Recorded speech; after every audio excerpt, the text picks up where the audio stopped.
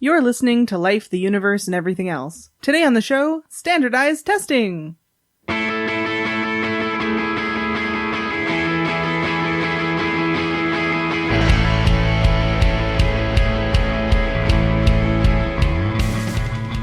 Life, the Universe, and Everything Else explores the intersection of science and society.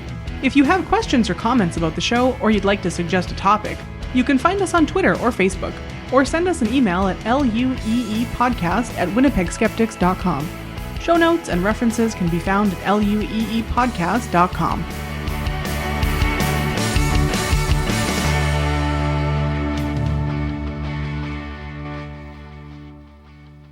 My name is Ashlyn Noble, and I'm your host tonight. With me today, I have Lauren Bailey. Hello. Laura Creek Newman. Hi there. And Jem Newman. Hello. Oh. That's the sound of standardized testing. Yeah. So with Jem going through MCAT hell, we decided to cover standardized testing this month because we thought it would be funny. Thanks, everybody. It's funny to everybody except Jem, who is taking a good evening out of his test prep for talking about test prep. So I am going to do just a brief overview of how different Canadian provinces handle standardized testing. And I realized while I was writing this segment that mostly I just wanted to complain about the grade 12 exams that I had to go through. It's going to be cathartic for a lot of people in this episode. So, Laura, did you have to do grade 12 exams? Yep. Those were the only standardized tests that I had to do because they kept coming in. There was grade 9 ones, there was grade 6 ones for sure, but they always came in after I went through that grade. So I had, those were the first ones that I had to do. Yeah. That was not cool. And it was English and math? English and math. That's what we had to do, yeah. I never had to do an English provincial standardized test, but I did have to do the grade 9 math one. I remember that one. But in Ontario or Manitoba? In Manitoba. But I did do IB, so there was lots of standardized testing there. Yeah. I'm too old to be standardized tested. Oh, that's not true. I've been doing standardized testing for so long. No, I did one it was a voluntary one in grade 9 that we did. You know, you had to be invited, the top 10% of math students. I don't know why I was in the top 10% of math students. I wasn't. Well, they had those, what were they called? Like the Gauss tests? Oh, yeah. But that sounds familiar, but I don't remember what it is. I seem to recall that they were optional, but there was like 2 of them a year or something like that.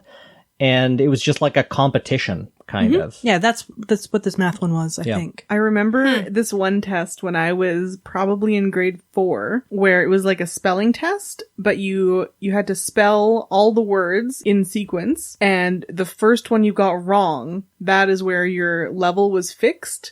And it was so stressful, and I was so mad when I got the one wrong, because I remember I wasn't the last one out, but I was like the second last one, and I wanted to be the winner of this totally not a competition. That's such a weird way to score that. I guess it's very strange. It's kind of like an eye exam in that way. Yeah. Presumably it gets progressively harder. For right? sure. It started with like I and us. Standardized testing can be stressful for students. Who knew? In Manitoba, the big provincial exams are the grade 12 math and grade 12 English. And there are different ones for every level of math. And they count toward a specified percentage of your final grade in the course as well. So for the lowest level of math, it's worth 20%. And then the others, it's worth 30% of your final grade. I remember this being extremely stressful for me. I was not a great math student. We did all kinds of like after school study sessions and stuff. Like our teacher was pretty good about helping us get prepared for it, but it took so much time away from everything else we should have been learning to learn how to do this test. Definitely. Those numbers are funny because hearing you say 20 or 30%, I was like, that's great. Only 20 or 30%. I'm used to these university courses where it's 50% of my grade is the final. There was one course I took where it's 100% of your grade. Oh my goodness. Yeah. One exam? Yeah, that was a computer science course. Wow. Yeah. So anyway, my most memorable part of the grade 12 math exam was after it had been graded, and I was in a spare period in the library, just reading my book, minding my own business, and my math teacher came into the library and handed me a piece of paper with the numbers 28 written on it. And he looked at me very solemnly and said, "I'm really sorry, but this is your grade from the math exam." And then I was, real sad. And he was like, "Oh, wait, I wrote those down the other way. It's 82. and I threw my book at his head. I still remember this, and I will forever. Because it was so much prep and so much of like your life you poured into it, and then it was that moment of like, I have failed everything, and you can't pass grade 12 without passing these exams. Yeah. So ours was, like, I'm sure we wrote very similar versions of the exam. We had the same sort of thing. Our teacher was preparing us that all of our grades were going to go down on this test. Like, it was just this thing that was sort of known that however well you were doing in the class, everybody just scored so much lower. So for some reason, I had the highest mark in my pre-cal class in grade 12 for a very long time. I do not understand why, but I just did. But like, so I was getting 95 to 100% on everything, absolutely everything.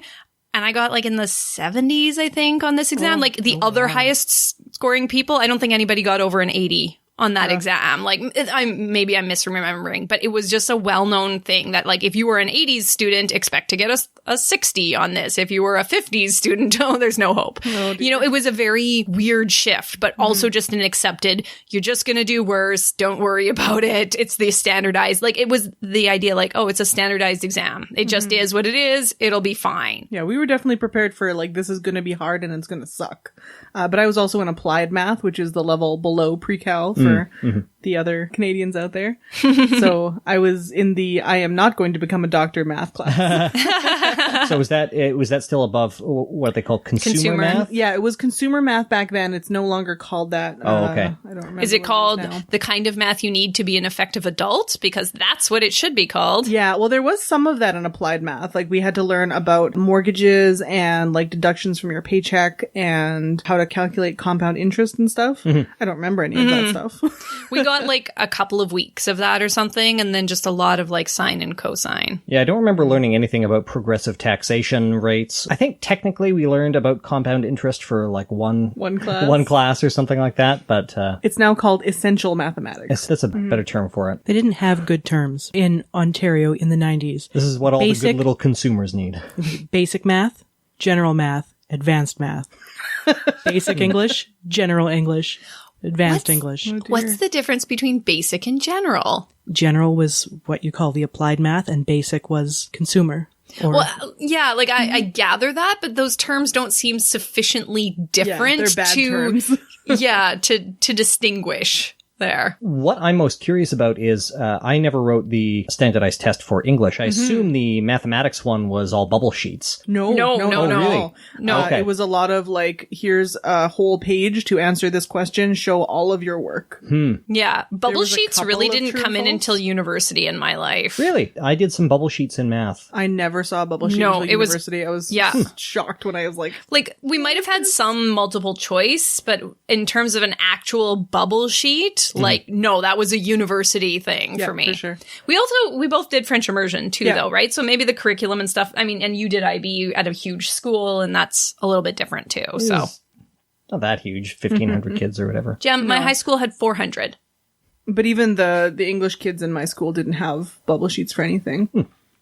So I went and looked up this test, and you can actually find all of the past versions of the test online. Oh, cool. Well, not all of them, but up until a certain pound. So I looked at the 2016 version, I think, and I could not answer half of these questions, even if I had the 4 hours to do it. No way.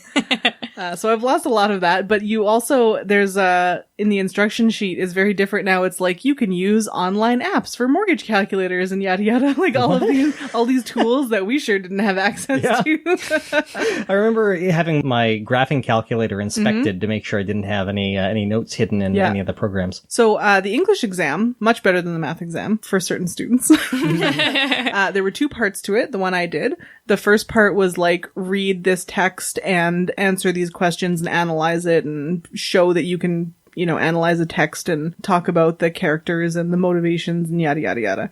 And then the second part was just an essay.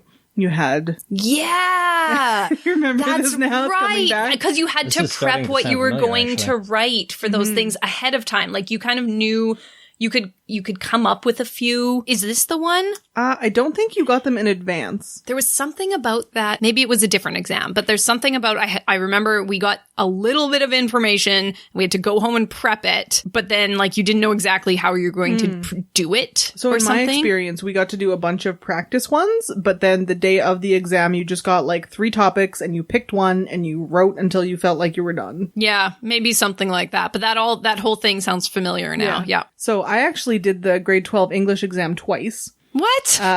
Because I was a huge nerd and I had gotten permission from my art teacher to basically stop going to art class for a while so that I could do a debate class with my best friend's English class. And then I didn't want to go back to art class. So I just did their grade 12 provincial exam as well as my own. So that was fun. Did you just audit that test, or did you get an actual 2 sets of grades? I don't remember. I feel like they probably couldn't, because they had to send them in somewhere to get graded, I think. So I think they probably weren't allowed to send in 2 for the same student. Yeah. And I'm also not 100%. I don't think that our scores were graded differently because we were French immersion, but, you know, it was definitely sent in separately. So, yeah. So I did that one twice. It was good times. So funny. This is how big a nerd I was in high school. That's a pretty big nerd. So those are the big Manitoba ones. There are also grade 3 provincial exams and grade 6 not provincial fair. exams. I gather that they are somewhat less intense and they aren't No calculus. well, no, on the but like grade. they're meant more to catch kids who need more support early on. Oh, okay. Rather than to like make them part of their final grade. Do they though? Not a lot of research available on that I could find. A 1999 booklet written by a bunch of teachers about how we should basically abolish standardized testing does not seem to have gone anywhere. There are a lot of other provinces in Canada, and every province has their own system. So Yay! one of the pros for standardized testing, I think, is to get a lot of data about how students are doing in different places and be able to look at it and be like, you know, these people are doing a little better in English or whatever. Why might that be?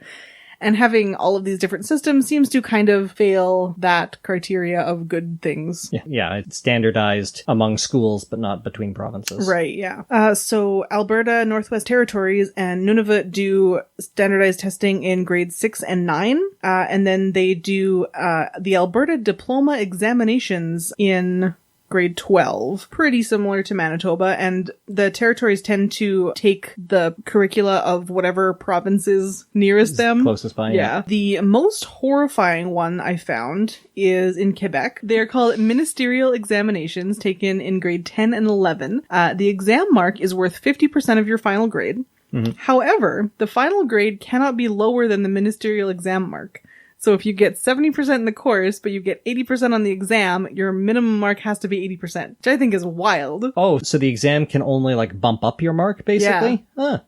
Interesting. But imagine just doing nothing the whole year and then rocking that exam. 95% in the course. I did nothing all year except this one exam. Saskatchewan has a system where you only have to take a standardized test if you're homeschooled, basically, which is true also in New Brunswick. You only have to take the standardized test if you're homeschooled. So how are they getting the baselines for these things? No idea. Yeah. I guess you just have to prove that you have been taught something. Here's my thought on this. It's because the schools are required to cover certain things in the curriculum. Mm-hmm. And whereas there is a homeschool curriculum, you don't know what's being covered and to what extent and that. And so the assumption is that schools will have covered these things and people should have had this information. So if your homeschooling was adequate in meeting the curriculum, you will be able to pass this exam. Right. Yeah, I see that. It's just, how do they know how adequate it is compared to the people who are not getting homeschooled? Well, we're going to talk about that kind of stuff in some of these other things. Yeah. It seems like most of the provinces do a combination of grade 3, grade 6, and then something in high school, either grade 10 or grade 12. And the subjects covered are pretty much exclusively reading, writing, and math. There's no standardized testing across Canada that is for any other subject. Excuse me, I believe that's pronounced arithmetic. No, it is not. I refuse. So Ontario has a whole crown corporation that controls its standardized testing. Oh boy. Called the Education Quality and Accountability Office, which sounds very like post-apocalyptic. So it's a separate entity from like the education minister's office or whatever. Yeah. Interesting. So they do grade 3 reading, writing, and math, grade 6 reading, writing, and math, and grade 9 math. And then in grade 10, you have to take a literacy test in order to graduate. All after my time. I didn't learn a thing in school. Prince Edward Island has one of the longest lists of various provincial exams. So, longest list, smallest island. They have to do all kinds of different literacy assessments, math assessments. There's even a French immersion math assessment, like a specific, let's see if the French immersion kids still know how to do math. Interesting. Which I know that was one of the things that it was covered in like our information sessions when my parents were putting me into immersion, was like sometimes French immersion kids are a little slower to pick up on math because they have to learn the language and then also learn how to do math in that language. Mm-hmm. But I mean, by like grade 6, it all evens out. So yeah. Do you think that might be a factor in a little bit of your innumeracy? No. I mean, I couldn't read a clock in English or French, so I don't think it was a big factor. So yeah, that's a quick overview of provincial exams across Canada and how they are all kind of ridiculous. The latest thing I could find, other than like newspaper opinion reports, was this booklet from 1999 from a teachers association that was basically like, we really wish that we could spend more time teaching the curriculum instead of teaching them how to take these tests, which I think is a wide-ranging problem. Maybe you don't have this information, but like I've heard that before, and it's been a long time since I was in high school. What is the disconnect between the curriculum and the test? Because ideally, I mean, the people who design the test are also the ones who design the curriculum. Mm-hmm. They should be. And so teaching the curriculum should teach the test, mm-hmm. shouldn't it? Well, I think a big problem is that what we're trying to design curriculum to do these days is to teach people how to solve problems mm-hmm. in every aspect of their life and how to take in information and use that information creatively to come to, a reasonable conclusion. And most of these exams, which are multiple choice, especially in things like English and reading or whatever, are very much like, did you take in that knowledge and memorize it? Yeah. Not, did you work out the answer to this problem? Do you remember on your the own? steps of the recipe? Right. Yeah, and because it's easier. It's easier to judge thousands upon thousands of questions like that, because when you're teaching concepts and when you're judging problem solving, there could be 100 realistic ways to get to that solution there. It depends on if you're judging, what are you trying to learn? They're focusing more on what are the steps that you took, but the tests want to see what is the outcome that you got to get there. And those are harder things. I see it like the difference between when you're looking at sports, for example. We were talking about sports earlier. So for your standard team sports, they got the goal or they didn't. They made the touchdown or they didn't. You can do some instant replays and check on it, but they did or they didn't, and they got points. But then you go and try to judge ice dancing or something like that, and let's take all the corruption of the judges aside. It's a lot more difficult to say, what is more beautiful? Who executed, okay, they both did triple axels, but whose was more beautiful or graceful? There's a lot more subjectivity in that. Who gave you that feeling of the music better, right? That's a really hard thing to judge. And so if you're moving to what seems like a really reasonable type of education, that's the concepts, that's the how you do it, the understanding of it, there's a lot more interpretation needed in that and flexibility than just, did you do this thing? Can you memorize this knowledge? Yeah. So this is from the Cree School Board Commission, and they're talking about the advantages and disadvantages of standardized tests. It says, standardized tests are ultimately not a very good measure of individual student performance and intelligence because the system is extremely simplistic. A standardized test can measure whether or not a student knows when the James Bay Northern Quebec Agreement was written, for example, but it cannot determine whether or not the student has absorbed and thought about the larger issues surrounding the historical document. Mm-hmm. Yeah. And I think that that's so perfectly encapsulates the problem. Like, we want to teach children to think critically about the things that they're taking in, not just memorize dates. Mm-hmm.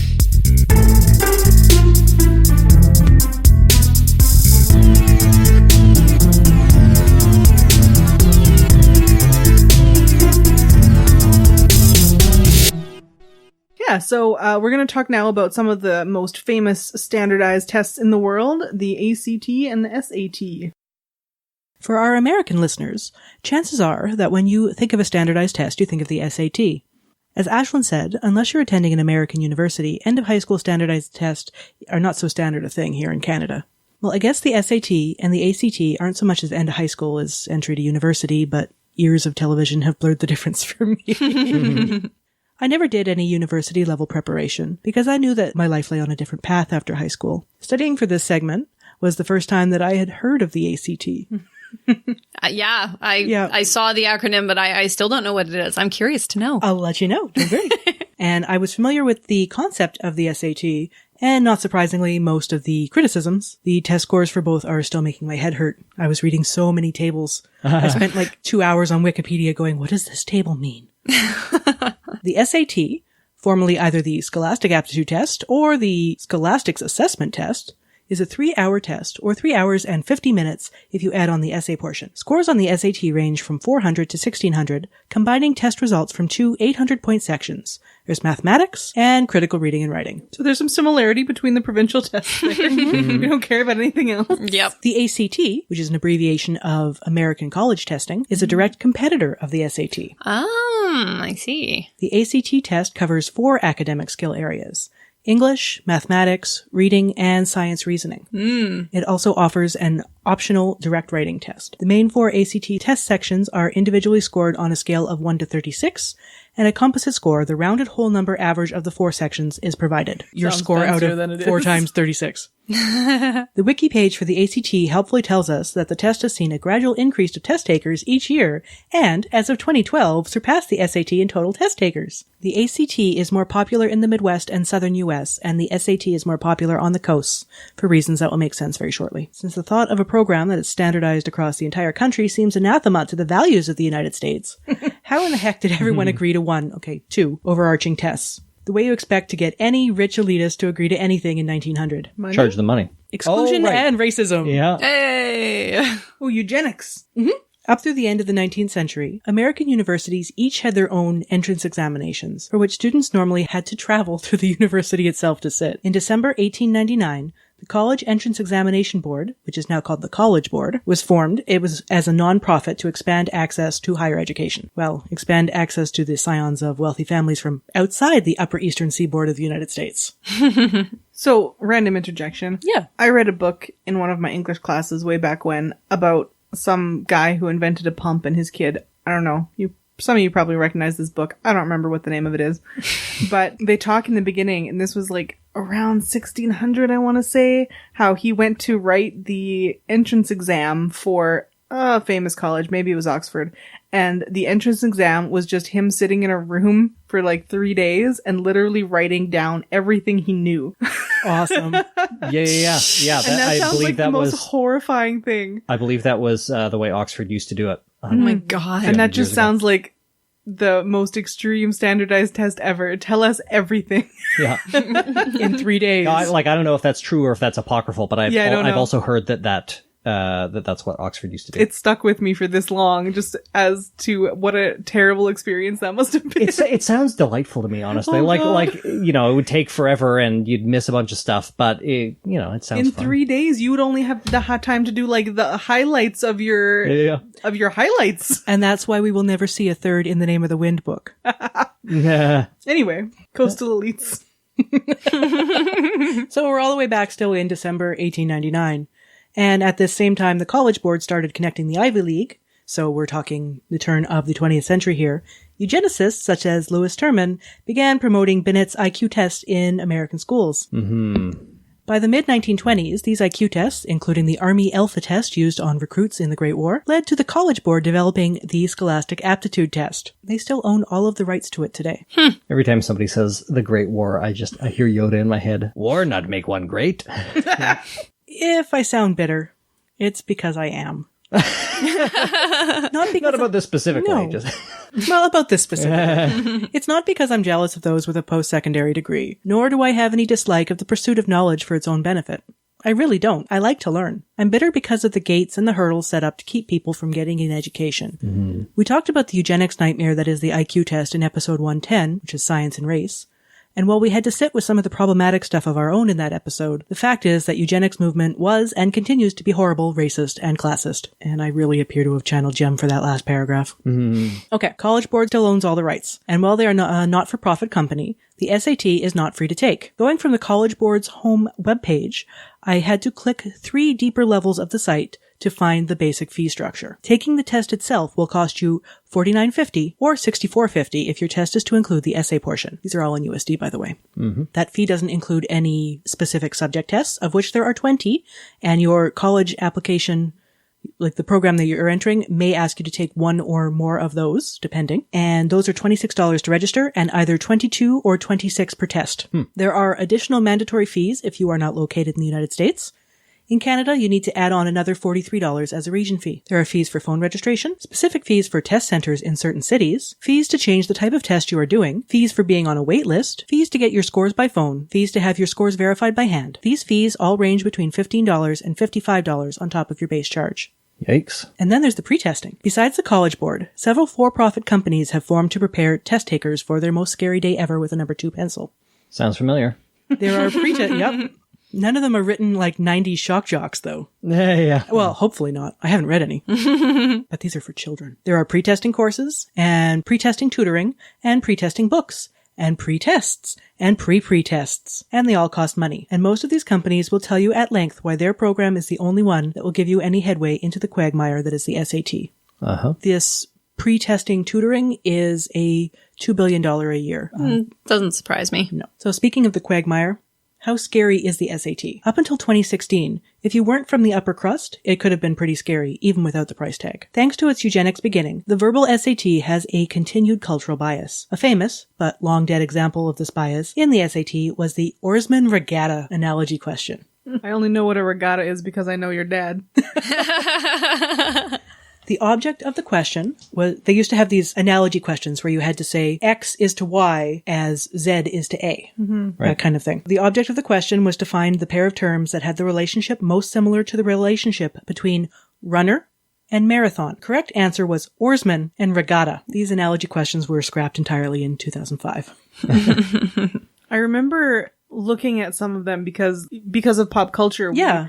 They're all fascinating. Knew about the SAT a little bit, and those analogy questions were always baffling to me. And I mean, I'm a native English speaker, and they still made no sense. I always liked those. Really? Yeah. They made no sense to me. There have been a couple on some of my prep tests. Yeah. So they did an overhaul of the SAT in 2016, and the new version was released. It's supposed to be more in line with what is actually being taught in American high schools, and not, so it's based on the Common Core standard that they've brought in. And there's less cultural or income-based, but we still see a huge discrepancy in scores. Sorry, less cultural and income-based bias? Yeah, bias. Okay. Sorry. I was listening to a radio lab about intelligence testing recently. They just recently did a series on it. And one of the questions I remember them saying that was a problem was, what color is a ruby? And I mean, that's just acquired knowledge. There's no intelligence basis for you to know that. But there was a huge difference, not only because of that, but because maybe white kids had seen more rubies in their time than 1960s black kids, but also ruby was a fairly common name for black children then. And so black kids would go, well, ruby is black. So there's just so many things like that are almost impossible to take into account when you're trying to come up with these questions. I mean, yes, but you can also detect those kinds of biases and work to detect them when you're designing your test and not just release it to people and assume. Yeah.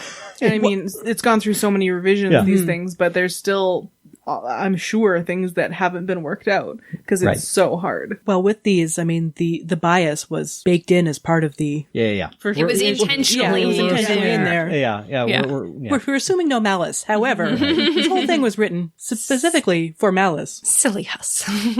But before we continue with more of the cultural issues that we're going to dunk on around college entry standardized testing, let's introduce the ACT. The ACT was developed in 1959 as direct competition to the SAT, and its parent company, which is also a nonprofit, it's ACT Inc., states that its scores provide an indicator of college readiness and correspond to entry-level college courses. Some 13 states in the U.S. require that all high school students, college-bound or not, take the ACT prior to graduation. Whoa. Yeah. That has to help with the surpassing the SAT and test taker numbers. Yeah, I bet. Yeah. Sure.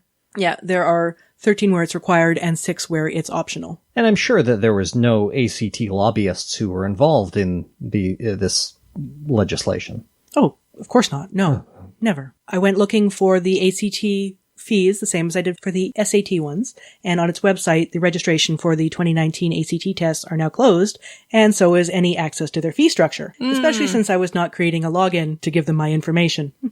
Wikipedia, though, helpfully advertises that the test for 2018-2019 cost $50.50 without the writing portion and $67 with the writing portion. Ordering the prep packs costs additional $59.95 per pack plus shipping. Additional fees may apply for similar items to the SAT. The ACT bills itself as more of a measure of pure college readiness than the SAT.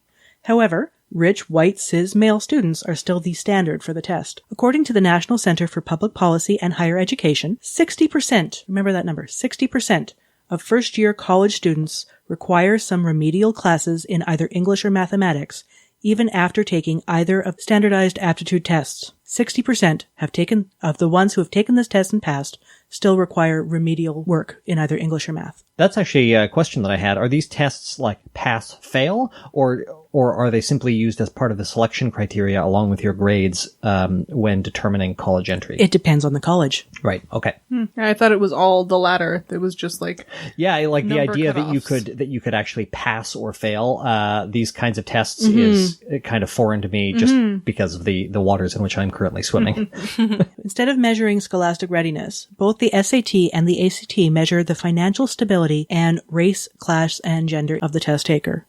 Students from households which earn less than $20,000 per year on average scored around 400 points lower on the 2014 SAT than students from households which made $200,000 or more per year. Remind us what the range is. 400 points is how much of the test? Quarter, because you get 1,600. Right. Okay. It's 800 math, 800 English, and then your score is out of 1,600. Yikes. I mean, that's got to be many standard deviations, I'm sure. Yes. There is a standard deviation between black students and white students who take the exam as well.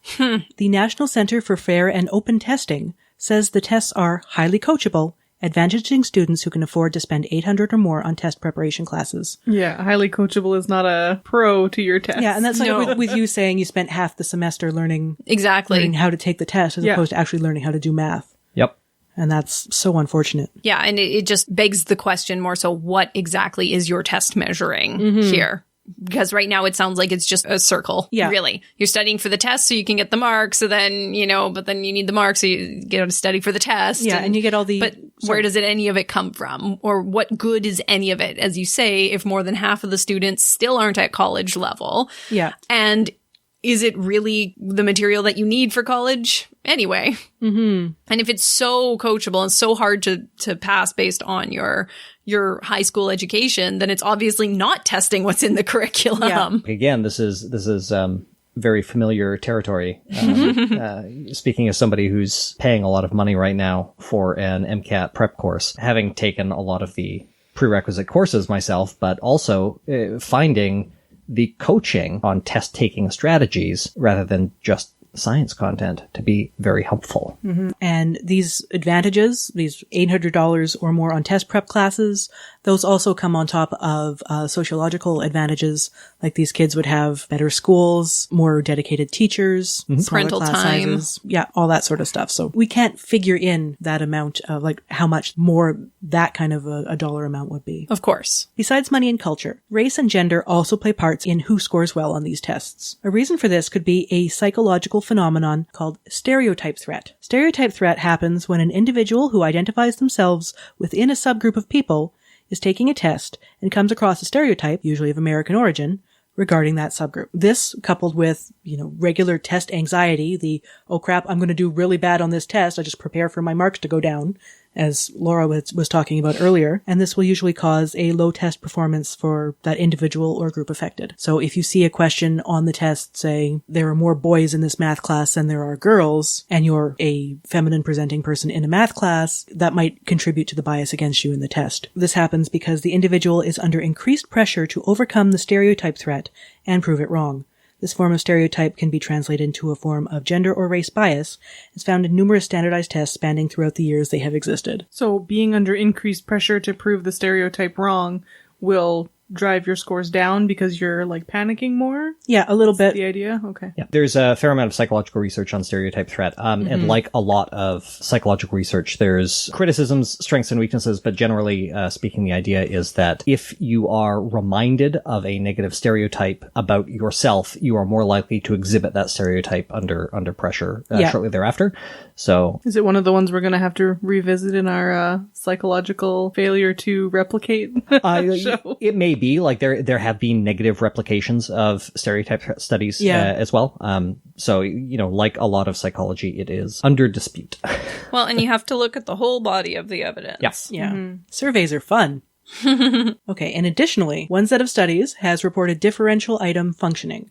Namely, some test questions function differently based on the racial group of the test taker, reflecting some sort of systematic difference in a group's ability to understand certain test questions or acquire the knowledge required to answer them. In 2003, R.O. Friedel published data in the Harvard Educational Review showing that Black students have a slight advantage on the verbal questions that are labeled as difficult in the SAT, whereas white and Asian students tend to have a slight advantage on the questions labeled as easy. Friedel argued that these findings suggested that the easy test items use vocabulary that is easier to understand for white, middle-class students than for minorities, who often use a different language in the home environment and have to code switch, whereas the difficult items use complex language that was learned only through lectures and textbooks, giving both student groups equal opportunities to acquire it. I found that really fascinating. If you have to code switch in the test, it's going to mess you up English more. instead of Spanish. Yeah.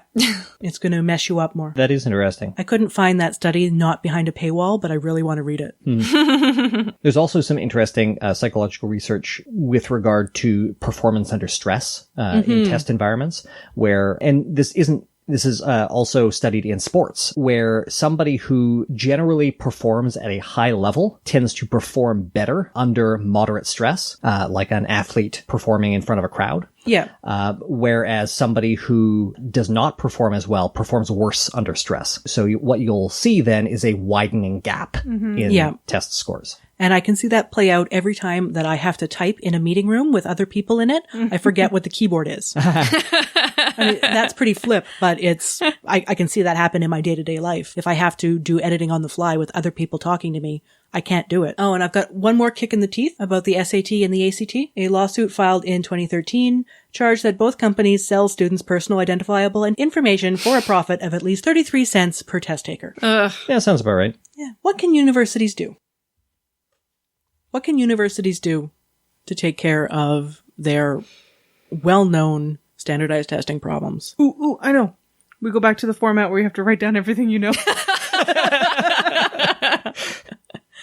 Okay. No, that would be terrible. You grade it.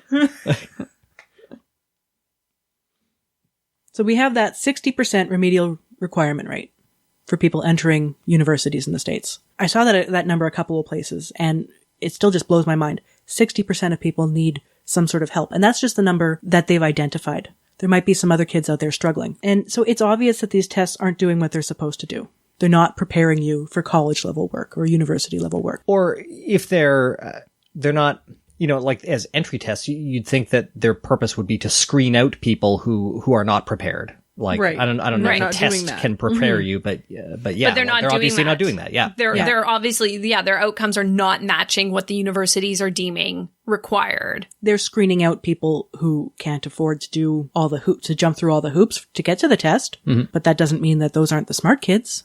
Yeah. They may just not have been able to afford the $800 for a tutor. In the 1960s, Ashlyn had mentioned it in her segment with that pamphlet that she saw, that there was a movement in the United States to drop using SAT scores as a requirement for university entrance. And so they were dropped from some universities. But the SAT and ACT scores were reintroduced when educators argued that the academic standards of the universities had dropped. Insert eye roll here. That's not coded language at all. No. Some universities are banning the submission of standardized test scores, even today. Hampshire College claims that they did so because, quote, some good students are bad test takers, particularly under stress, such as when a test may grant or deny college entry. Multiple choice tests don't reveal much about a student. As a result of this charge, they claim, class diversity diversity increased to 31% students of color, and the most diverse in our history, up from 21% 2 years ago. This Hampshire college is using grade point averages as a marker of college readiness instead. Removing standardized testing allows a more holistic approach to judging a student's aptitude without making them write something for 3 days straight. I honestly don't know what the answer is in the big picture, though. Do we lower the barriers for university, drop the costs, and admit that some form of post-secondary education is now a requirement, be it academic or technical? Make all universities public and free? Yeah, that one sounds good. I think you'd see some of this bias disappear if the public education system, for junior high and high school were improved in the United States too. Yeah. I mean, there are lots of issues with the way, widely discussed and widely known, with the way that those systems are funded in a way that's fundamentally racist. Or just at all. Even, the racist part of it is a really terrible part, but the whole system is underfunded. Sure. Yeah. As Ashlyn was saying in her segment, we don't have a similar program here in Canada. We can't see where our own education systems are making these same gaps, but you can be damn sure that they are in schools that are on or near reserves or on or near northern communities, because Canada's racism problem is just as bad as the United States. We just don't talk about it. Yeah. So something I would like to know is, what is the commonality of standardized tests for requirement for entry to post-secondary education across the world, or similar types of countries at similar economic development levels and social development levels and things like that? The idea that you couldn't just stop doing SATs it seems so simple to me. I get it. I grew up here in Canada, and I had to fill out some forms and pay some money, and I applied for university, and they looked at my GPA and things like that. So just the idea that to write a whole big test in addition to that is very foreign to me. But what, are we an anomaly? I don't know. But even if we are, when you actually look at the outcomes of that in people's abilities to do university and to get that quality education that's considered that high level, is it really different if you didn't do an SAT or ACT? A lot of bigger universities around the world still do have their own entrance exams. And an individual entrance exam, that's fine. But, it's not fine, but it's something that then question of, well, this exam, the standard exam, is it truly measuring what we want to measure? You have a better chance that they have done that work to make sure that it is in fact measuring what we want to measure. ACT Inc. has international studies as well, international tests as well that they do. There are some other companies worldwide that do this, but I don't have the actual numbers for you. And I did read up a little bit on it, but not enough that I could make a pronouncement about it. No, that's fine. These are just questions that I have about it. Because they're good questions. It does seem just like a somewhat simple solution. Yeah. At least for the vast majority. I mean, especially in the US, correct me if I'm wrong, but there are so many state colleges and smaller universities throughout the country that the fact that they all require this massive thing seems a little absurd. Well, for technical colleges or community colleges in the States, I read an interview with one person who got around doing the SAT because they knew they were a bad test taker by going to a 2-year community college or something first, and then using those grades to transfer to university. Yeah. So, but it's a workaround. That's relatively common, but a lot of the elite colleges won't accept transfers like that. And you can only transfer in certain programs, and you'd have to leave some of your course numbers behind, and you would be a year behind your cohort or whatever. I don't know what the answer is. Listeners, do you have an answer? F the elite colleges. Yeah. You'll do fine. Another problem too is if we don't have a big standardized thing like that, is the problem with places like private schools bumping up everybody's grades and stuff to make it seem like they're doing a better job of educating the young folks than That's a good places. point. That hadn't occurred to me. Yeah. I have one last pro tip. If you're past your late 20s and you're still enthusiastically offering to tell people your SAT score, you peaked at 17 and you need to re-examine your life choices. Oh, yeah. If anybody is ever bragging to you about an IQ score or any sort of standardized test score, you drop that person like a bag of rocks. I asked them how they feel about eugenics.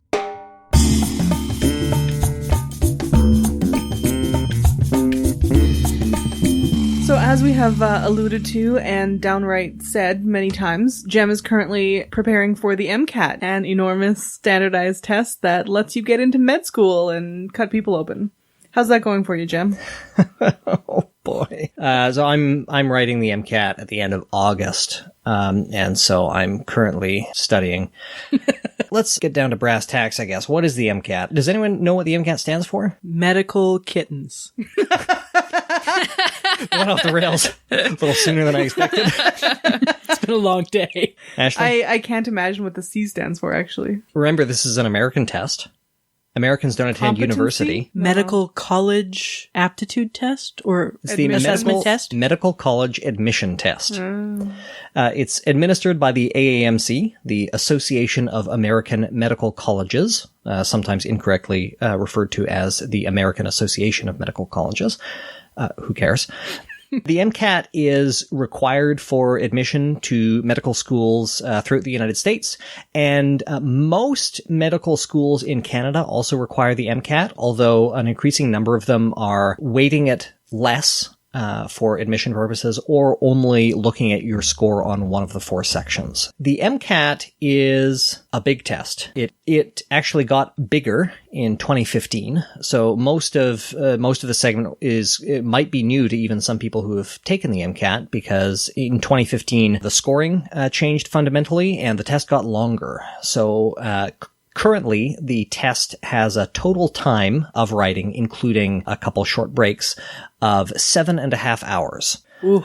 That's repulsive. Yeah. One day? 1 day. So you arrive, you get checked in, you have to wait, you sit down, you get to do like a 10-minute sort of introduction to the computer system. It's all computerized now. No bubble sheets, which is, nice. And then, you start your test, and there are 4 sections. Each of them is about an hour and a half.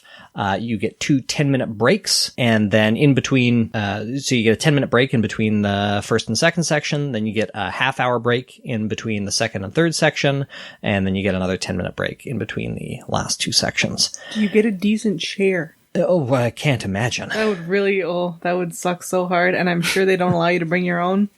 So I'll go over kind of the basics of the test. The old test used to have 3 sections, all about an hour and a half long, that cover physics, chemistry, and biology. In 2015, they changed the scoring, as I mentioned, and they added a 4th section on psychology and sociology.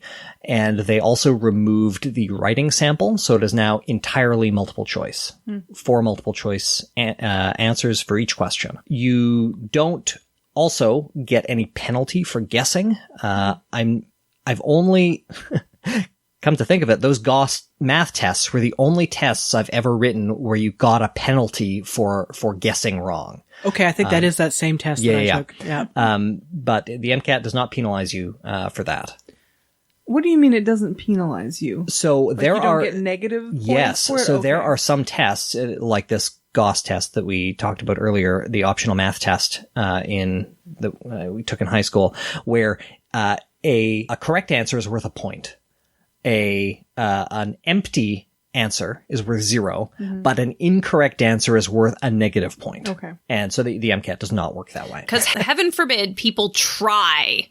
Like, oh my God. It takes out the opportunity for you to just fluke it. But you can do that with statistics. Sure. I mean, you know what if you properly randomize the questions, there's a 25% chance that they get it right. So you just use stats to figure out what the actual score is. That's fine. I couldn't leave blank spaces on the Gauss now that I'm remembering. I'm pretty sure that's why I tanked it. Like, no, I can't leave this blank. Oh yeah, and the half-hour break that you get for lunch, you got to bring a sandwich or something. Like they don't give you a microwave, or Sure. you can't leave the building. Yeah. So Do they have a cry room? you can go to the bathroom, but they're not going to stop the timer. Sure, that's fair. All of the sections have more or less the same basic format. The 4 sections are, and these are the order in which you write them too. The first is Chemical and Physical Foundations of Biological Systems, which tests chemistry and physics and a good amount of biochemistry too. The second section is Critical Analysis and Reading Skills, often abbreviated CARS, and that basically a reading comprehension and reasoning test, which I'll get into a bit more in a minute. Then you have biological and biochemical foundations of living systems, which is more bio and biochem. And then you have psychological, social, and biological foundations of behavior, which is the new psych-soc section. FYI, when you say psych-soc, which I hear a lot, I hate that phrase so much. But you got to add section on there. Psych-soc section. Section? Section. Psych-soc section. The MCAT has an interesting design to the way they do questions as well. Each section has about 60 questions. So the science sections, the 3 science sections, each have 59 questions, and you get 95 minutes to write them. So that's 1.5 minutes per question, but that actually doesn't include the amount of time that you spend reading the passages, which are often deliberately obfuscated. Of course. And it does not include the time you spend deciphering intentionally misleading tables and graphs. CARS, on the other hand, is only 53 questions in 90 minutes, so you get slightly more than 1.5 minutes per question, but there are no standalones, and there are also no correct answers. So the way each of these sections work is you will be presented with a passage, which is, 400 to 600 words. They're a little bit longer in CARS, a little bit shorter in the science sections to read over. Often, the science passages are adapted from a study, and they will take the study and they'll just remove paragraphs willy-nilly. They'll rearrange things. They'll remove explanatory paragraphs. They will redo the graphs to make them more ambiguous. They'll just make it a nightmare. Yeah. They'll make sure that additional information that is not useful is added to try to overwhelm you with details. And lab then instructors would be ashamed. And then what they'll do is they'll present you with 7-ish questions about the passage, some of which will relate directly to the passage, some of which will relate to concepts discussed in the passage, some of which will say, here's this additional information. How do you interpret the passage in light of this new information, or how would the authors interpret this new information? Why are you doing this?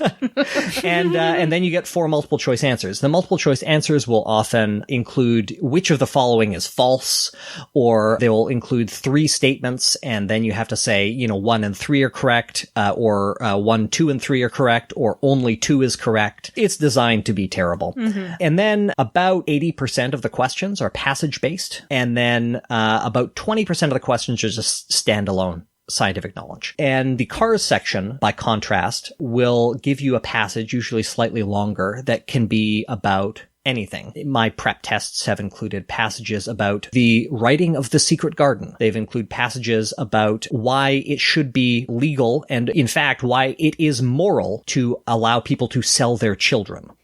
They've included passages arguing for religious education in schools, passages arguing that abortion is morally reprehensible, passages arguing that you should never, ever, ever cooperate with police. So you've done a lot of prep tests is what I'm hearing. They're just preparing you for dealing with patients day in, day out. So, we'll get into some of the strengths of this test in a little bit, but, you have this passage and then you have to answer questions. And it's not just reading comprehension questions. It's, some of them will ask about details in the passage. Some of them will, we had a fun intelligent design passage. That was good. But they're just saying, can you race through this passage, read it, and then understand it in a fundamental way, understand what the author is arguing for. They'll ask you questions about why the author included certain bits of information, or why the author failed to include certain bits of information. They'll ask you questions, how would the author respond to this new information? And often the answer in that case is the author would dismiss it in one way or another. So a lot of questions that are relating to, did you understand the main idea of the passage? And did you understand the author's perspective? And are you able to reason about the author's perspective? And are you able to reason beyond the author's perspective? However, you will often be penalized for bringing in outside information. So they will say, the passage argues this, but then it also brings up this point. Why is that contradictory? And if you bring up, in the abortion example, if you bring up bodily autonomy arguments, which will be one of the answers, you will will get it wrong because that is not relevant to the specific point that the author was making. That's a different, valid point, but it doesn't quite answer the question. And that's one of the reasons they intentionally will bring up things that are very politically charged. Yeah. Because they want to bait you into bringing your own perspective and your own outside knowledge into the test. That just like you're doing by looking at me with every sentence that you're saying, like, Lauren is going to get angry at this. I need to bait them with this it. sounds like something I would fail. What the MCAT tests is interesting because, like I have, as I mentioned earlier, I've taken the biological requirements. I've taken the OChem. I haven't taken psychology or sociology, but I've taken a lot of the courses that are prerequisites for the MCAT. Not literal prerequisites, but the courses that teach this, this content. However, what is taught, or what is covered on the MCAT, your base scientific knowledge is really only about 30% of what is tested on the science sections. Another 30% is your ability to correctly interpret and understand these scientific papers. You'll often get 2 or 3 questions in the passage where if you just misunderstood like a dose-response relationship that was intentionally presented ambiguously, then you can't get them right. And another 40% is sort of basic reasoning skills that are built upon that scientific knowledge. So they might ask you, I can't actually, although I have knowledge of some actual MCAT questions from past years and I have knowledge of some questions from prep companies, I could be sued by actually presenting any real examples. Wow. They are one of the things that the MCAT does when you sign up for it is they will, if you describe the MCAT or describe any of the specific questions beyond just, I think I did well or poorly, and these are the sections that are on the MCAT. If you describe anything more specifically than that, they can strike your score and they can sue you, but they probably won't. But they will refuse to release your score to any schools and they will refuse to allow you to write it again. So, they are zealous in their protection of their intellectual property. An example of something that might be tested is they will say, in this study, we found that tyrosine had the following effects. We found that when we had these knockout mice that were unable to synthesize this particular protein that that had high levels of tyrosine in it, what other amino acid might be a precursor to tyrosine in this biological process? And so you need to know all 20 amino acids and their basic structures, and you need to know that, they mention phenylalanine and they don't mention tryptophan. So the answer is probably phenylalanine because that's also an aromatic amino acid. But you wouldn't want to pick glutamate because that's not aromatic. So you need to know the relationship between different things. Yeah, you need to know the relationship between different things. But then you also, in addition to knowing the relationship between different things, you need to then be able to use that as the basis for your reasoning. That is interesting, and that seems as absurd as a lot of the things that you tell me about this study process and the types of things you need to know. The way that they're using that knowledge makes sense. Yeah. It's not just know this, regurgitate. It's know this, use it. Yeah. Use that information to inform your decision-making process, to come to the right or the best possible conclusion. And that's something that the other tests that we've talked about haven't done, or it doesn't sound like they do that very much. That's the argument we were having against them, yeah. Exactly. One of them. So this one, I mean, it still has some of those issues, but I can appreciate that approach for things that it's like, okay, now that you know about this, what else do you know about it? Apply that knowledge, which is really what we all need to do. There is party tricks associated with it though, because you're not allowed to bring in a calculator. So you need to teach yourself how to do things like take a concentration of hydronium ions and calculate the pH of a solution in your head.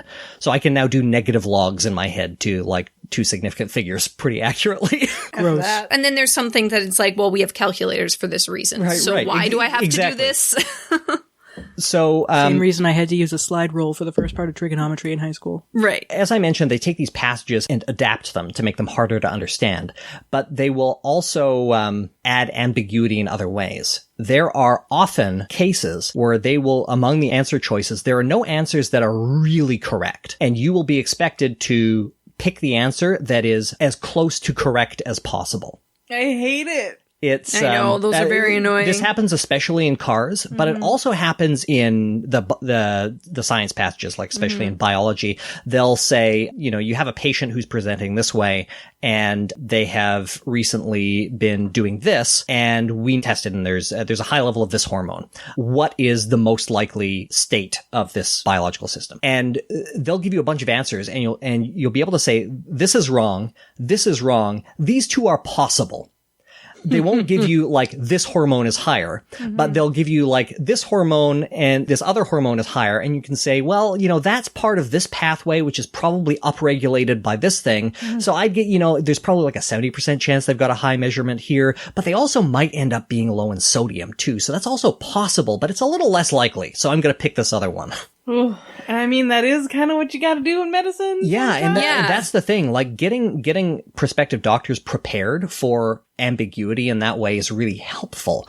And it is something, you're going to get answers wrong a lot in medicine, and you have to be able to make decisions that without knowing the right answer, knowing that there might not be a right answer, and knowing that you will never know whether you got the answer right. You just have to tell all of your patients that they're too fat for medicine and send them away, right?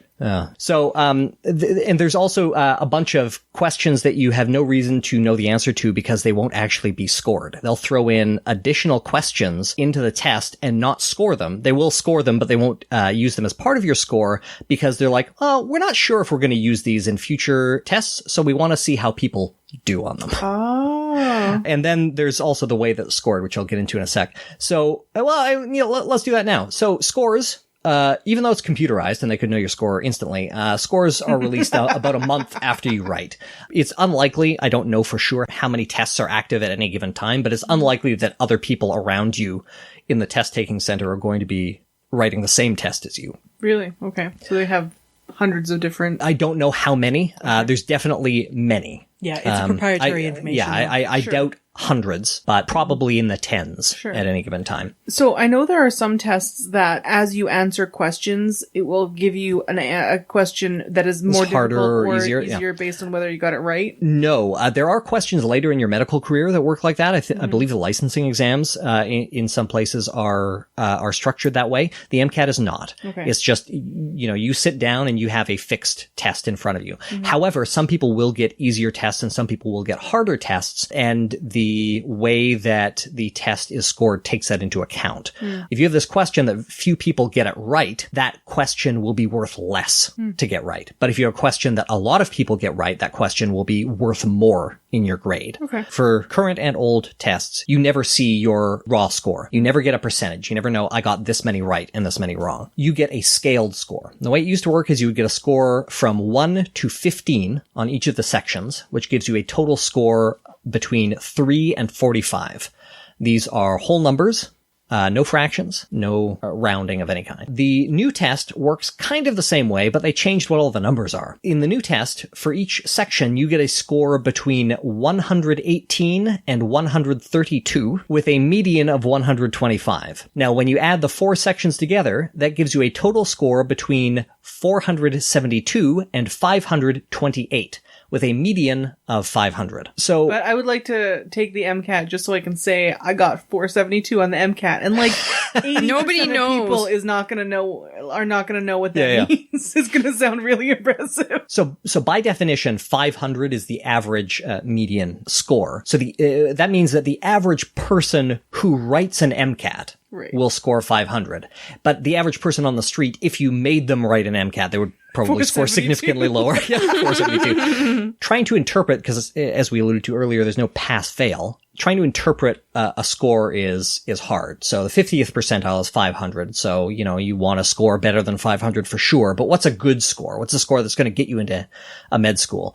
That varies significantly between schools. It also varies within the same school depending on where you are coming from. So, for example, if I apply to school at University of Manitoba, I will need a much lower score than if I lived in Ontario and applied in the University of Manitoba. I'm actually not sure if U of M does that. I think they do, but you have different applicant pools. Yeah, you want to give priority to certain groups. Yeah. Because a lot of your medical education is funded by the provincial government, and you're much more likely to stay and practice in the province so they can recoup some of that cost if you already live there. In terms of a good score, a 510 is going to put you in a fairly good position, depending on your school, your GPA, whatever. So you want to score 125 being the average on each of these sections. You want to score like a 128, 129, 127, 128, might get you in on any given section. It is very close. Like a single point can be so significant on any one section. And so a score of 505 puts you in the top third of writers. A score of 509 puts you in the 80th percentile. And a score of 514 would put you in the 91st percentile.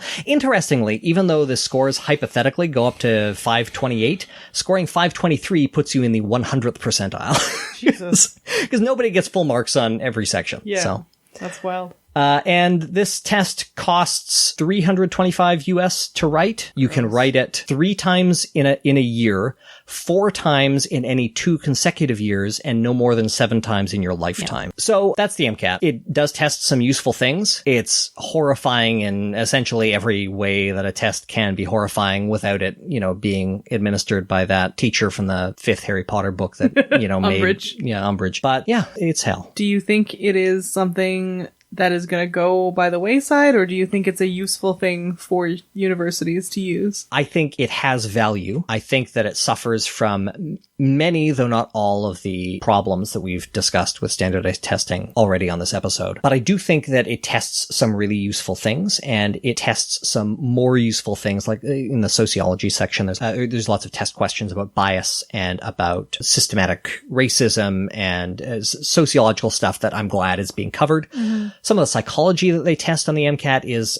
a lot of the stuff that we've discussed on the podcast before that doesn't quite hold up. Yeah. But yeah, I think that it has a lot of value. I think that it should not cost money to write. Mm-hmm. You can get discounts if you don't make a lot of money, but you still have to apply for them. I think that it needs serious overhaul to be equitable in the way that we would want it to be, and in the way where we want to promote this not being just some elite stodgy and thing. Like things like these prep classes that you're taking should be more widely available. Sure. And not expensive. Yeah. Because you're saying that all of these like tricks that you picked up are so useful. Yeah. And if you can't afford to take the class, then that brings you from a 500 to a 480, and that's going to screw you over. I'm somebody who always struggled to finish any test on time, and I'm now finishing all of the sections with time to spare, which is astonishing to me, especially considering the time constraints. So it's helpful. But these test prep places like,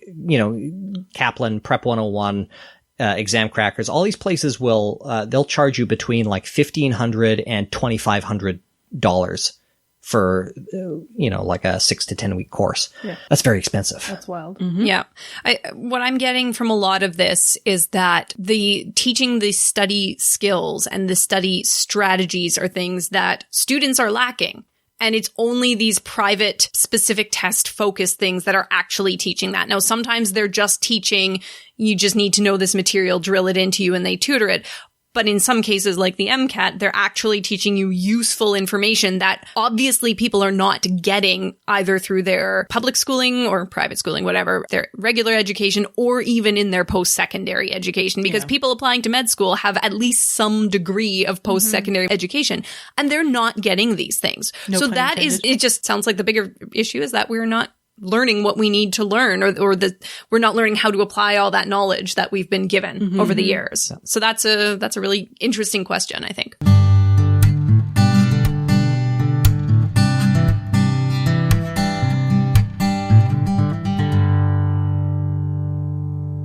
So Laura decided to take this in a direction that I did not expect, and she's going to cover citizenship testing, which I think is fascinating. Yeah. So when I got thinking about standardized tests, it sort of came to me that this is another standardized test. And this is something, you know, having been born and raised in Canada, I never had to think about. I don't think anybody in this room has ever had to think about a citizenship test, but it is a required part of becoming a citizen of a lot of countries around the world. I don't know how many countries, but it is very common to have to write or sometimes do an oral test as well. Should have gotten Brendan to come and tell us about his citizenship test.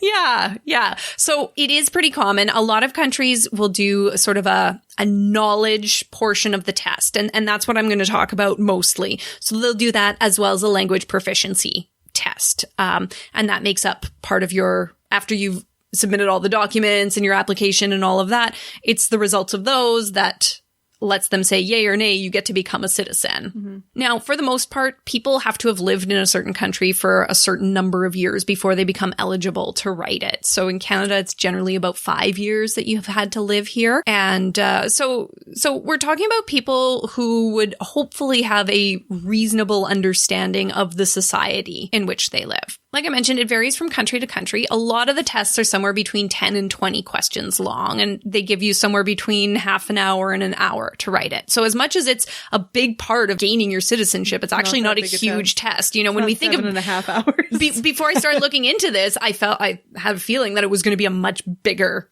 test, but it's really not that big or long, especially when you're talking about the MCAT. All those questions, like hearing that, yeah, I guess that sounds great, but those questions, each of them is so important. Yes. Yeah. And you do, and they do have a high threshold for passing. So for most of them, the average is you have to get at least 75% to pass the test. Like I'd want like 50 questions if I had to get a high percentage of them right, just to, if I didn't know one, it wouldn't be like terrifying. Now, in Canada, our test is a written test. It's 20 questions. It's drawn from a pool of 200 questions. All of those questions are based off a booklet called Discover Canada, which is given to all applicants. And it's I forget how many pages it is. It's a fairly large document. It goes through Canadian history. It goes through culture. It goes through laws. It goes through social structure. It goes through all those different things there. And so all of the questions are based off of material from that book. Is it possible to know all 200 questions in advance and just memorize them? No, I don't think so. There's only 200 questions. So the theory is that this booklet covers things that a person born and raised here would know about Canada. And so these are important things that new Canadians would also need to know. So we're going to get to that in a little bit. Like other countries have similar types of things there. The US has practice tests that you can get and a prep guide as well. Now, unlike things like the SAT or the MCAT, there are usually preparatory courses that are available. They are usually free though, and they're often offered through community organizations. So particularly organizations that are quite close with new immigrant communities. Yeah. They generally run these on an ongoing basis for low or no cost. So there's a lot lower bar to entry and to having that support to help you take that test. What is the citizenship cost to take? I'm sure there's a bunch of fees for applications and whatnot. There are. It varies. I forget. It is much more expensive in the US than it is here to take the citizenship test. But most countries will have some sort of a fee, not huge for the most part. Your application documents and all of that is probably going to cost you way more after all your medical testing and lawyer fees and stuff than the actual test will for the most part. Yeah. So this is used as a means to ensure applicants have adequate knowledge about the countries, the laws, and the customs, right? You want to make sure that, you have the knowledge to live here. So in Canada, if you're between 18 and 54 years old and you're applying for citizenship, you're required to write the test. If you're under that age or over that age, you are not required to take the test there. I don't believe the US has those same types of age restrictions. Probably under 18, you don't have to take it because you're a minor, but older adults would still need to take it. 54 is pretty young. You're still going to need to vote for a lot of years.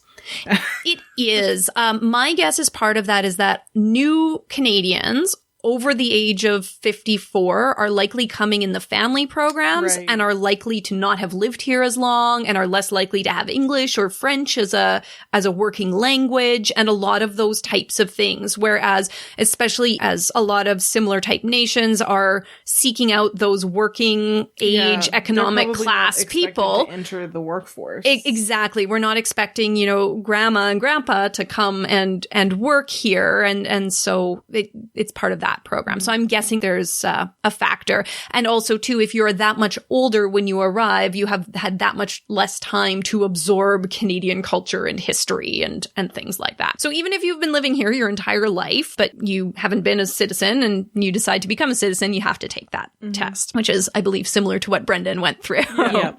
All right. So now, of course, every country makes their own test and decide what goes on the test. And it's very non-standard between countries. So everybody who's applying for a certain country will have to write similar types of tests, or based on that same pool of questions. How the questions are decided and that really varies a lot depending on the country. Did you find out if there are any countries that make their politicians take the test? No, but I'm going to get to something similar to that as we go on. So, and it covers a range of topics. Like I mentioned, history is a big part of it, laws, government structure, just general social structure and sort of how people comport themselves out in the day-to-day world sorts of things. So an example, it is, and this is one of the big problems. So a lot of the same issues that we see with all the other standardized tests become really apparent with these types of things. So one of the examples on the UK citizenship test was a question, Britons are most well known for either A, going out for fish and chips for lunch every Friday, or B, the ability to laugh at themselves. And the answer is B. Really? Yep. Oh boy. It's an MCAT style question. It really is. And this is where a lot of the questions emerge around these tests. So up until recently, a lot of these tests had very, very high pass rates. The failure rate was less than 10% for a lot of countries. In the US, the failure rate was only 8%. In Canada, up until recently, it was only 4%. What happens if you fail? In Canada, you can write again. And if you fail again, usually they will make some kind of arrangement for you to be tested in a different way or, do some other type of thing. So it's not like you take it and you're either in or you're out and that's it. It's going to be a longer process for you, but from the bit of research that I did, it sounds like there are options for you. Other countries, I'm not sure exactly. I believe most countries have another option, you're able to write again if you need to. Most people were doing really well on these. Now, of course, every test needs to be updated every once in a while. And so Canada recently updated our test and the failure rate went from 4% up to 20% after some changes there. There's been a bit of a push to try to make things harder. They saw this failure rate go up when the UK updated their test, I believe, in 2015 as well. Denmark is another country that I'll talk about a little bit more. They updated their test to make it significantly harder and the failure rate went up to 70%. Jesus. Yeah. What? Denmark also has one of the longer tests. So in Canada, we have a 20-question test. In Denmark, it's 40 questions. So it's longer and a lot harder. Well, Something rotten in the state of Denmark. Yeah. Well, because Denmark is one of those countries that's becoming more right-wing and trying to keep out a bunch of immigrants. It is. Yeah. And that's one of the big criticisms with this. So a lot of the questions, one of the biggest issues that a lot of people have with these questions is that they, just like the SAT in that, they cater to certain demographics of people. So a lot of them are more relevant to sort of the whiter people and particularly the older people there. So for example, one of the controversial questions on the new Danish exam referenced a popular but older Danish movie series that came out in the late 1960s. So the question was about which year exactly did the first movie in this series come out. Wow. So you have to be a certain age Yeah. and have lived in Denmark a very long time to be part of this. Apparently, they asked, in one report said that they asked one of the people who was in that movie, like a well-known actor, and even he didn't remember exactly which year it was. No, because he filmed it in a different year. Well, and because who cares? How Yeah, does this really. make you More Danish. more Danish, right? And these types of criticisms, like that English question that I asked there, how does that make you more whatever nationality than somebody born there? Back to the right-wing part of it, Denmark's exam was updated around the time that a lot of new strict immigration laws were put in. And so a lot of the critics of the government said that they're doing this on purpose to try to deter people from wanting to immigrate there.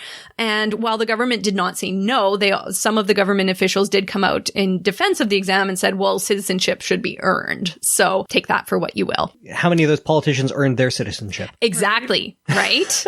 Well, and I mean, you're saying that knowing the exact year that this movie was out shouldn't count against you for being Danish, but I Googled Canadian citizenship exam, and I took a quick quiz, and like, I guessed correctly, but I didn't actually know who was the first person to map the eastern coast of Canada, and I don't think that has much to do with my citizenship. Exactly. So one of the biggest criticisms of these tests is that they end up being just trivia. You're testing people on irrelevant trivia. So you're trying to see if somebody understands the culture enough to say, like, yes, I've lived here. I want to be part of this culture. I understand how it works.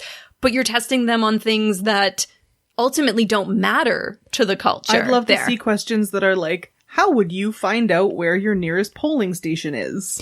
And that's what a lot of the critics will say, you know, or even just when they do exactly what you did, the pollsters will go out and say, hey, are you a citizen? Were you born here? Try this test. And academics and lay people alike will both say, you know, it would be better if people knew how to sign up for things or which authorities to contact if you have this and this issue, and, you know, how to comport yourself in general. Like some people actually, as funny as we think that UK question is, some people have said, well, you know, it's kind of important to know that in English society, laughing at yourself is a way that people deal with things. So understanding that is going to help you be part of that culture and understand people better, and just everybody's life is going to be a little bit easier if you understand that that's how people get along with things. So even some questions like that general, you know, maybe questions about lining up or something like that, if it's done in a specific way that you kind of need to know that. Questions about being bad at making sandwiches. Those are the types of questions that a lot of people say should be on these types of tests. Where does the toilet paper go after you use the bathroom?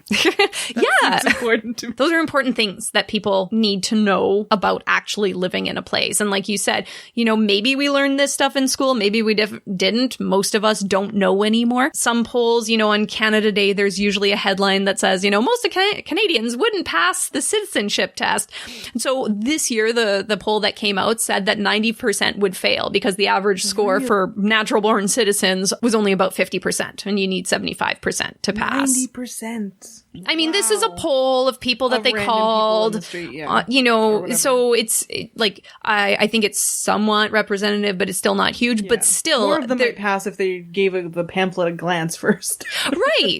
But yeah, if it's something in there that I haven't learned since grade 7, and I haven't had any reason to think about it, it's not just sitting in my brain waiting for that moment that it's like, I know who the first European explorer down the coastline was, you know?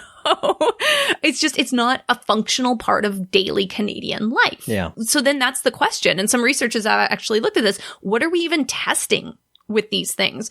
What is the goal? What is the goal? So a researcher in the US took the US citizenship test and actually did an experiment on a college campus where they tested US citizens and non-US citizens. They just gave them randomized examples of those tests, just like they would get if they just walked into a citizenship test and saw how they would do. And so the theory is that, well, citizens of the US would do better than unprepared non-citizens because these are things that citizens would know. And that didn't come across with that. So the only place where citizens consistently did better on the test was on questions about local government. So like, who is your state representative and things like that. That was the only place. But for all the other history questions and things like that, it was probably terrible across the board. It was different. For that specific test too, they looked at it and they said, well, even the structure of the test itself, there isn't the validity and integrity there necessarily. So questions were not uniformly hard. And because it's always, these tests are drawn from a pool of questions, they don't all measure the questions that are considered equivalent aren't actually measuring the same thing or are not measuring it to the same degree. So some people are getting much harder tests than other people are. Or some people are getting this question for this area and that question, but they're very different things. And it's not weighted like the MCAT. Exactly. It's not because And it's just intrasample thrown reliability. together. Another issue that was noted is a lot of the questions, one person's account of preparing for and taking the test, she took a lot of the prep questions that you get and she took them to lawyers and academics that she knew in her circle. And a lot of them, were the answers that were provided were either flat out wrong, like the correct answers that you had to learn were either flat out wrong, or the question was so ambiguous that you couldn't reasonably come up with that answer. You're just, again, learning the answer they want and hoping you get that question. So one example was, the question is, what is the rule of law? What? And so the lawyers in her life were like, exactly like you, Lauren, like, what? We can't answer that question in this answer. So there's a lot of questions around that again. So what are we even asking? That's what I would characterize as the unintentional issues with these, because the people who are creating the test aren't necessarily trained in making tests or knowing how to balance questions, making sure that randomized tests are put together in appropriately comparable ways. One that I got that is just like a question of definitions. How many Aboriginal people are First Nations? And it was a list of percentages. Whoa. Apparently the answer is 65%. Yeah, sounds about right. But that's a really hard distinction, and that would vary depending on when the last time you read, you learned any sociology or history and how up you are on that part of current things. Yeah. That's not something that's widely known. No, I probably could ask 100 Canadians and I would get 50 blank stares and 50 random guesses. Well, no, not 50 random guesses. You'd get 50 blank stares, 25 screeds, and 25 guesses. And that's a really scholastic kind of definition that you wouldn't expect I wouldn't expect an average Canadian to know that, at least not in the way that we are presented with information and things like that. And I could write a paragraph. like there's other things within that. But again, if you're doing a multiple choice test. So anyway, those are some of those issues. But then, of course, there's the big issue of misportraying history. Because, of course, somebody has to write these guidebooks, right? So some people will say that every time there's a new government, they rewrite the guidebook so there could be some political interference with things in there, whatever the government's agenda of the day is. And we do see more or less emphasis on certain topics, depending on who's sitting in the Prime Minister's office, but also just how things are framed. So people preparing for the UK test were appalled to see how the Elizabethan colonial period was described as a time of high patriotism. Oh boy. And left out a lot of the horrible stuff that they did to the people. I'm sure. That's what they were presenting. So I'm sorry, I think I just swallowed something. It might have been my tongue. Yeah, it's pretty terrible, So in some cases, they want overly complex knowledge of topics. And in other times, they're feeding people overly simplistic information or leaving out all of the nuance and requesting overly simplistic answers to very complex problems. So it's really not balanced. So the only answer is open borders worldwide. Maybe, I don't know.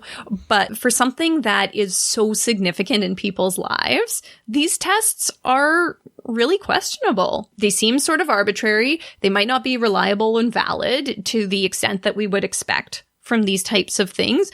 And for all the rigmarole people have to go through, it seems like a really, not redundant, but useless small formality to have to go and sit for a 45-minute test.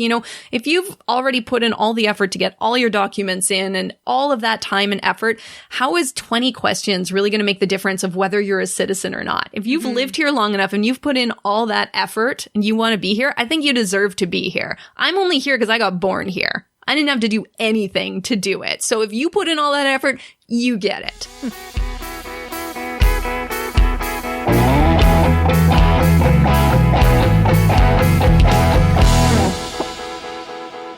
just had a quick list of like 10 horrible standardized tests from around the world to finish things off. Sure. So, here in Canada, we definitely don't have it the worst as far as end of the school period standardized testing in order to get into university and whatnot. So the UK has the A-level tests and also has, at the age of 16, you have to take like 15 or 20 exams in order to keep going in high school, which is just wild. Your owls. Yeah, Yeah. pretty much. That's what those are based on. Yeah, the owls and the newts were based on the O's and the A's. O's and the A's, yeah. Everybody in Finland has to take one giant matriculation examination at the end of high school. If you don't do really well in it, you pretty much can't go on to fulfill all of your big dreams, which is a lot to put on someone who's like 17. There's an exam in Japan which determines if you get into high school or not. Oh, wow. So that's special. Getting into high school, that's ridiculous. There's also an exam to get into university in Japan called the National Center Test for University Admissions. And if you come from a wealthy family, they will start prepping you for it in kindergarten. Oh my God. No thanks. In China, there is the, quote, mother of all standardized test, the, I'm going to mispronounce this, Gaokao, or the higher examination. It is 12 hours long and features sections on Chinese, English, math, and a choice of either sciences or humanities. It is multiple choice taken over 2 days. And upon completion, students are given their 3-digit score, which determines what college they'll get into and their earnings potential. You take it in grade 3. That's almost like the Oxford exam. Right? So in India, they have a standardized high school completion exam called national boards, which are sent to colleges and universities. But in addition to that, you also have to take separate college entrance exams for every college that you apply to.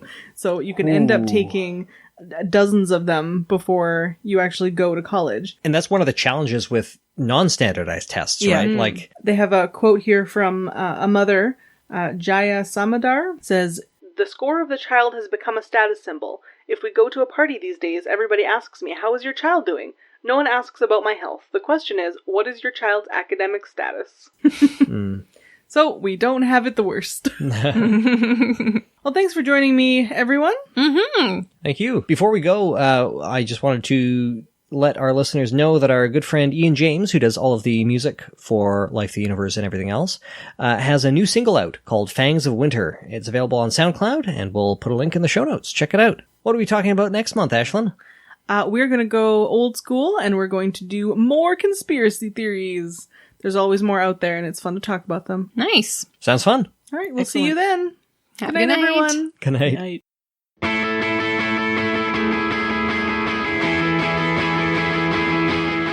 Life, the Universe, and Everything Else is produced by Jem Newman and Ashlyn Noble, with mix and tech production by Jem Newman. If you want to support the show, the best way to do that is with a review on Apple Podcasts or Stitcher, or by sharing an episode with a friend. Original music is produced by Ian James, and this episode was edited by Lauren Bailey.